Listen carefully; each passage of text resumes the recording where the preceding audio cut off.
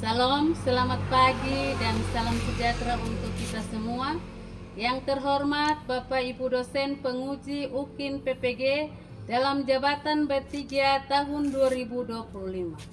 Perkenalkan, nama saya Yuliana Malihing, Sarjana Pendidikan Kristen, asal sekolah SD Negeri Bira, Kecamatan Pulau Pura, Kabupaten Alor, Provinsi Nusa Tenggara Timur.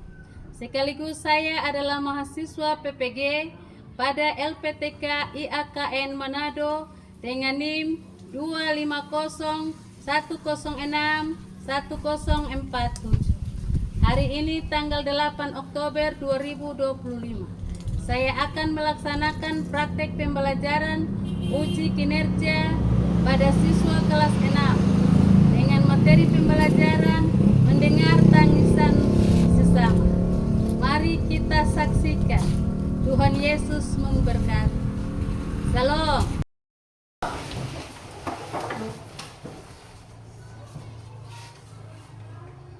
Hormon. Salam.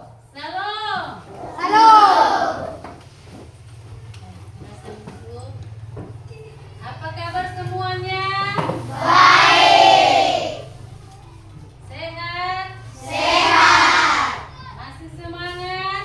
Masih. Baik, hari ini kita ada di dalam pembelajaran kita. Sebelum kita masuk di pembelajaran kita hari ini, Ibu Guru minta untuk ketua kelas atau sekretaris. Kira-kira hari ini siapa yang tidak hadir? Amadun dengan Yohanes. Kalau gitu Guru absen ya. Abraham. Ada Bu. Guru panggil semua bangun berdiri. Aksa. Ada Bu. Pak Amos. Ada Bu. Aprilio. Ada Bu. Bendelina. Ada Bu. Yuk, ini dulu kembali. Brilian. Catherine. Ada Bu. Desri. Ada Bu. Destin. Ada Bu. Dian. Ada Bu. Rosella. Ada Bu. Ashley. Ada Bu. Jalen. Ada Bu. Jonerius. Ada Bu. Joshua. Ada Bu. Lionel. Ada Bu. Martin. Ada Bu. Puri. Ada Bu. Rafael. Ada Bu. Rakeus. Ada Bu. Yeremia. Ada Bu. Yohanis. Ada Bu. James. Ada Bu. Oke, baik. Nah, sebelum kita mulai pelajaran kita breaking atau yel-yel. Semua dipersilakan berdiri, kita yel-yel. Halo. Hai. Hai. Halo. Mana rapimu? Ini rapiku. Mana buktinya? Ini buktinya. Mana orangnya? Ini orangnya. Yang mana? Yang ini. Di mana? Di sini. Siapa? Saya. Kembali. Baik, Bu Guru akan kasih pertanyaan otomatis. Berharap kalian bisa memahami setiap pertanyaan yang Ibu Guru sampaikan sebelum kita lanjut pada materi kita sehari ini. Ya, Ibu Guru mau tanya, siapakah sesamamu manusia? Siapa yang bisa jawab? Yang bisa jawab dia angkat tangan. Siapakah sesamamu manusia? Ya. Siapa yang mau jawab? Silakan angkat tangan.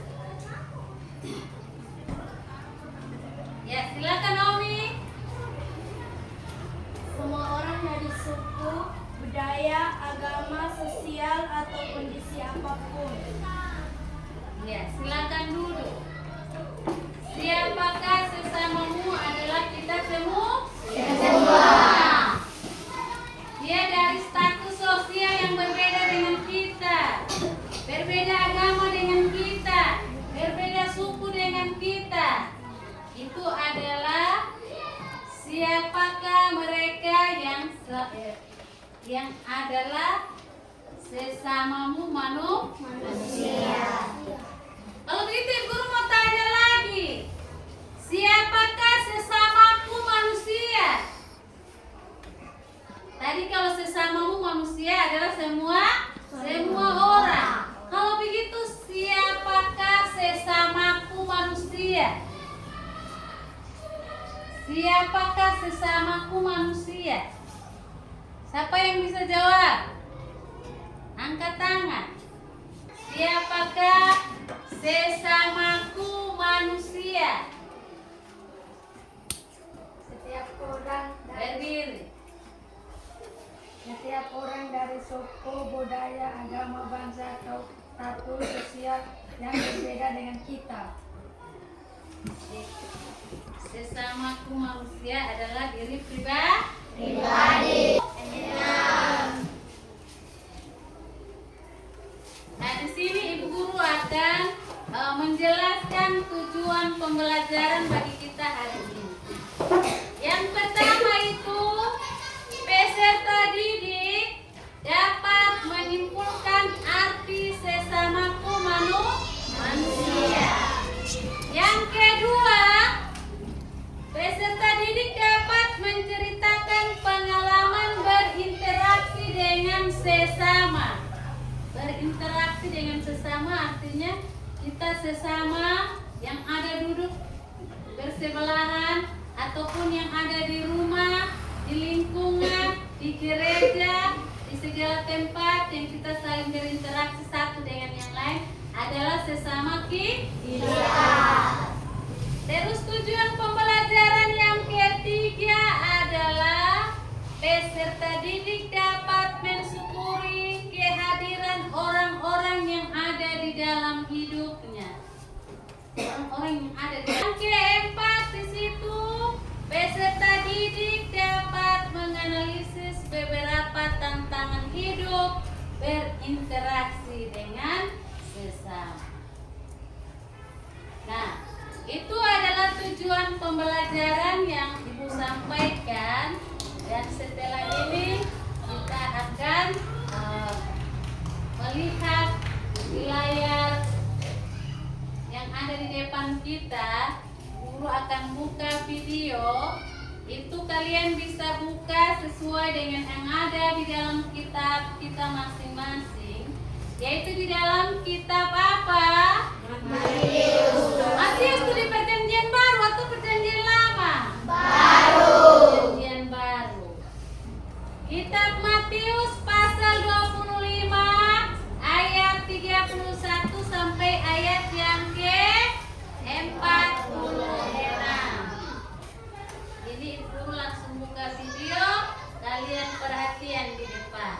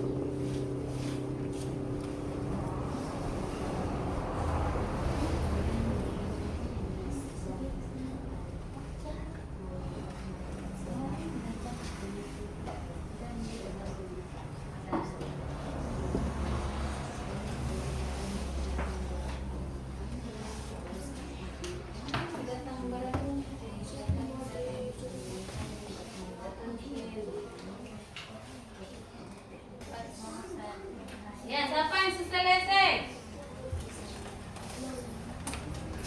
Yang selesai? Kelompok mana yang selesai? Kelompok 1, silakan maju presentasi. Kelompok 2? Ibu belum.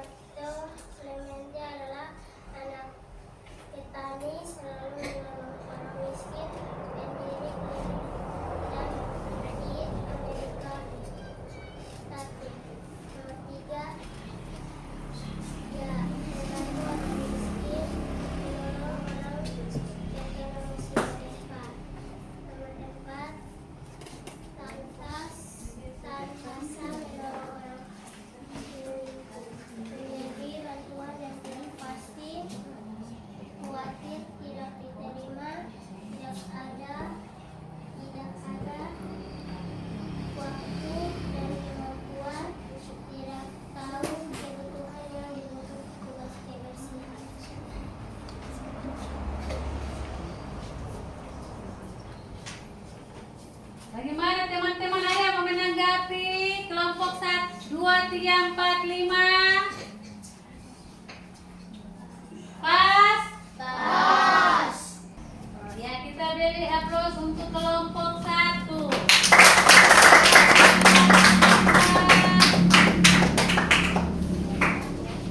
Kelompok 2. Kelompok 3. Kelompok 4. Ya, ayo mari. Baik. Untuk kelompok 4 silakan.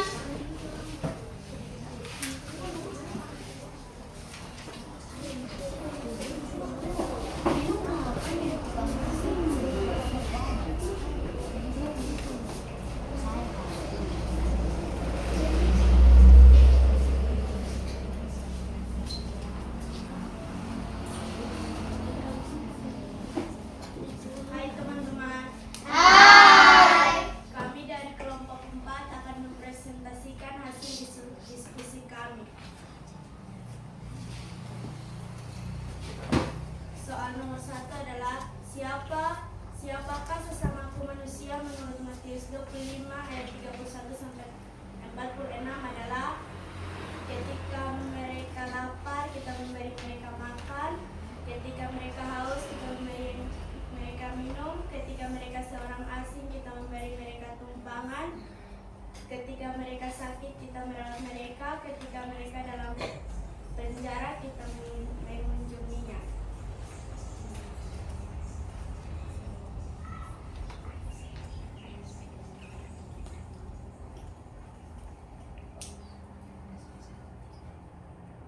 Dan Roberto Clement adalah dia seorang yang paling beruntung.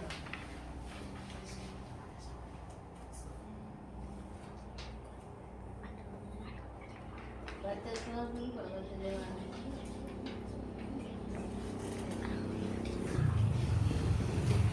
Siapakah Roberto Clement? Selain kisah di atas, kalian dapat mencari informasi lengkap tentang Roberto Clement. Ia besar, ia anak petani, Ibu Roberto mengalami gaya hidup dan kesulitan, penolong orang miskin, penolong orang yang terkena gempa bumi, mendukung pendidikan medis para masyarakat, berarti anak-anak muda.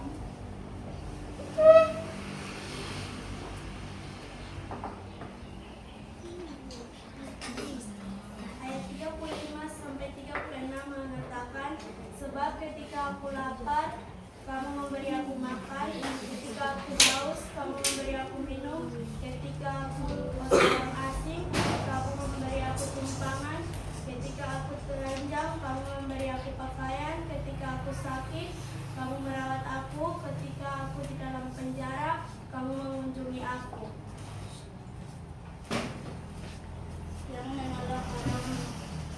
Yang menolong orang miskin, menolong orang yang terkena musibah,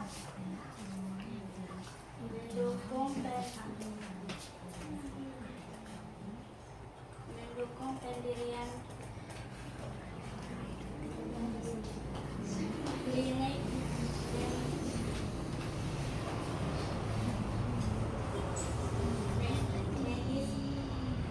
medis bagi masyarakat, melatih anak-anak muda.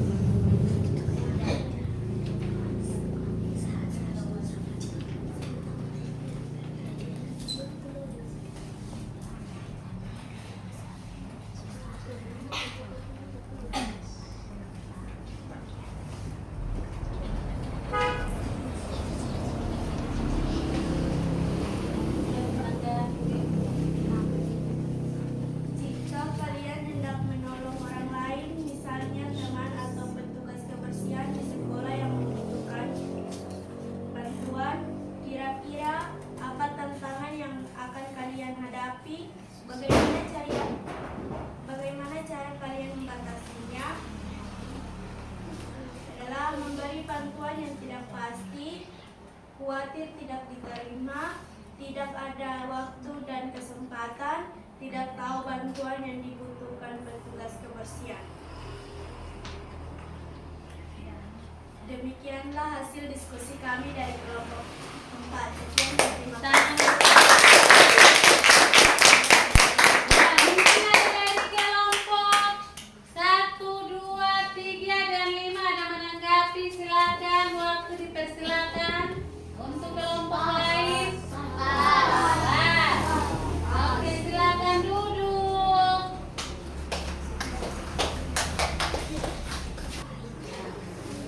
Ayo, kelompok 2 maju.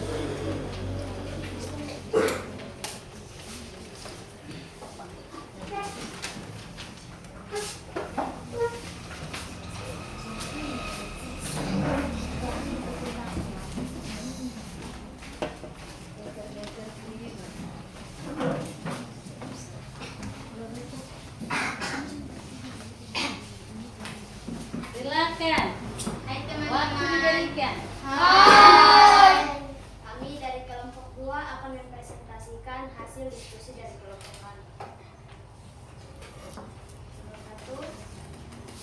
Siapakah kita mampu manusia menurut Buku 5 ayat 31 hingga 36 dan Roberto Clemente? Orang yang haus, orang yang lapar, orang yang asing, orang yang telanjang, orang yang sakit, orang yang terpenjara. Nomor 2. Siapakah Roberto Clemente? Selain bisa di atas, kalian dapat mencari informasi lengkap tentang Roberto Clemente.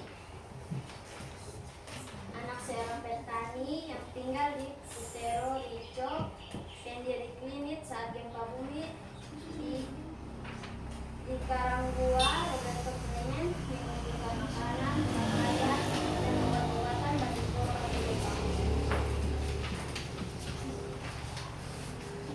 Nomor 3, ayat 35-36 mengatakan, sebab ketika aku lapar, engkau memberi aku makan, ketika aku haus, kamu memberi aku minum, ketika aku seorang asing, kamu memberi aku tumpangan, ketika aku telanjang, kamu memberi aku pakaian, ketika aku sakit, kamu merawat aku, ketika aku di dalam penjara, kamu mengunjungi aku.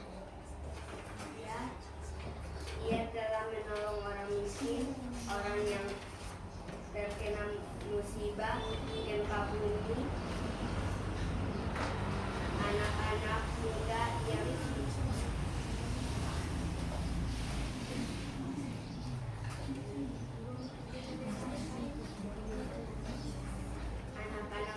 yang merelakan nyawanya demi orang lain. Nomor 4.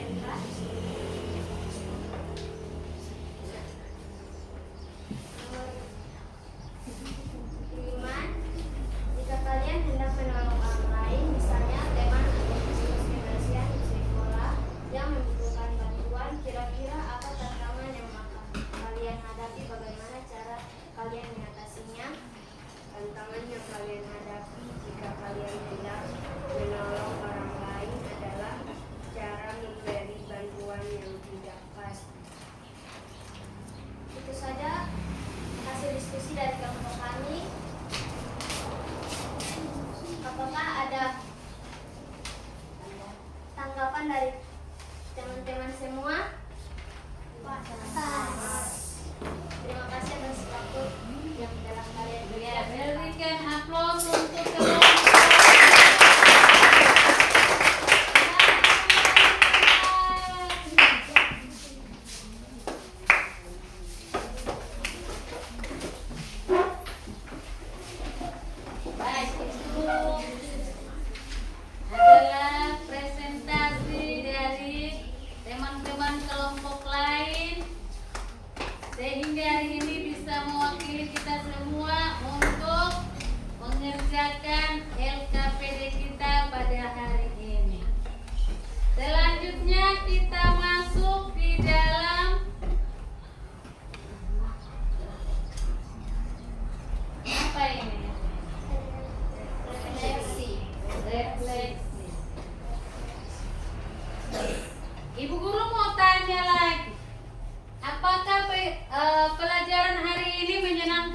tidak? Menyenangkan.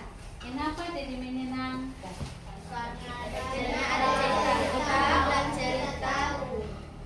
Rekrut bisa mengerjakan cerita sesuai dengan yang ada di dalam layar video. Ada Alkitab. Ada apa lagi? Ya? Ada gambar.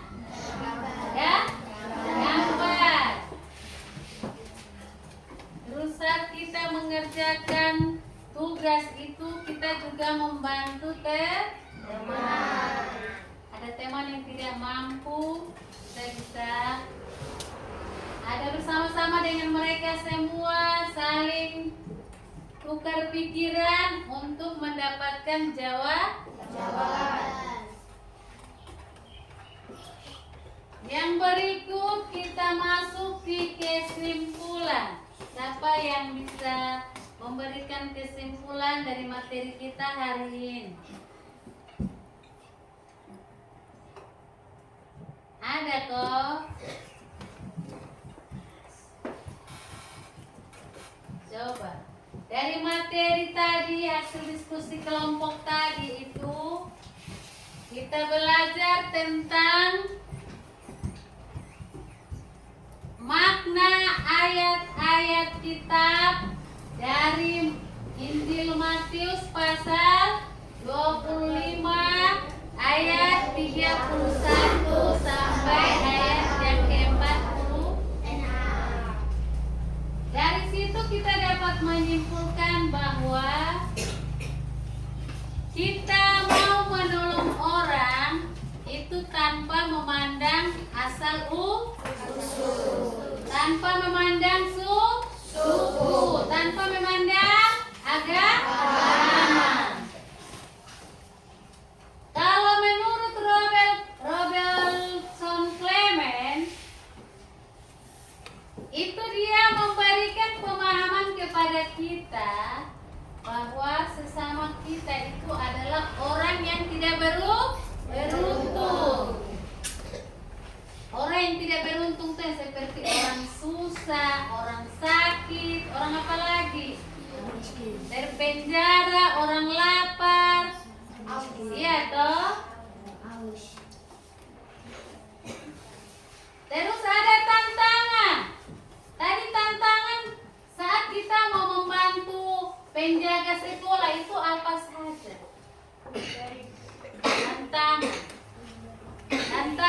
Tantangan saat kita membantu penjaga sekolah itu seperti apa? Dari kelompok 4. Memberi bantuan yang tidak pasti, khawatir tidak diterima, tidak ada waktu dan kesempatan, tidak tahu kebutuhan yang dibutuhkan petugas kebersihan. Kita belum punya waktu yang pas untuk kita menolong orang. Kadang-kadang kita mau menolong orang, kita masih pikir jangan sampai kita kasih orang barang, orang akan menolak. Terus yang berikut, kadang-kadang kalau kita mau menolong orang itu, orang kadang-kadang juga punya pikiran negatif tentang kita. Kalau sekarang ini kita lihat di dalam pergaulan sehari-hari itu, ada orang yang kita mau tolong, kadang-kadang dia juga punya pikiran negatif terhadap kita. Jadi jangan sampai kita ambil dan nanti kita makan di makanan atau kita mati. Ada yang bilang begitu toh? Kalau kita lihat di dalam kita punya kehidupan sehari-hari, kita pergaulan sehari-hari itu, contoh, kita tidak tahu orang yang kita mau tolong itu dia punya kebutuhan seperti